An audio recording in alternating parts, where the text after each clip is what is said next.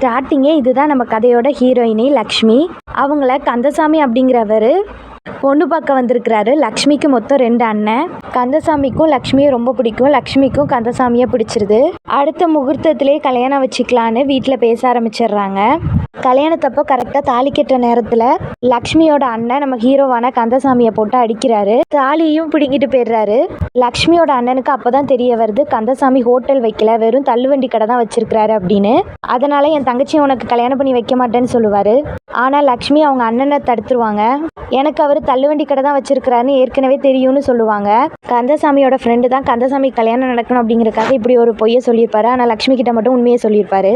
லக்ஷ்மி நான் கந்தசாமியை தான் கல்யாணம் பண்ணிப்பேன்னு சொல்லி கந்தசாமி கிட்ட தாலியை கொடுத்து கெட்ட சொல்லுவாங்க. 2 பேரும் சேர்ந்து நிறைய கஷ்டப்பட்டு தள்ளுவண்டி கடையிலேருந்து ஒரு மெஸ் வைக்காங்க. லக்ஷ்மி மெஸ் அப்படின்னு சொல்லி ஒரு பேரில் ஆரம்பிக்கிறாங்க. 28 வருஷத்துக்கு அப்புறம் என்ன நடக்குது அப்படிங்கிறது தான் இப்போ உள்ள கதை. ஃபுல் எபிசோட் ஏற்கனவே அப்லோட் பண்ணிட்டோம் நம்ம சேனலில். இந்த வீடியோவில் நம்ம சேனல் நேமுக்கு இல்லை ஒரு வீடியோ லிங்க் இருக்கும். அதை கிளிக் பண்ணிங்க அப்படின்னா ஃபுல் வீடியோ நீங்கள் பார்க்கலாம்.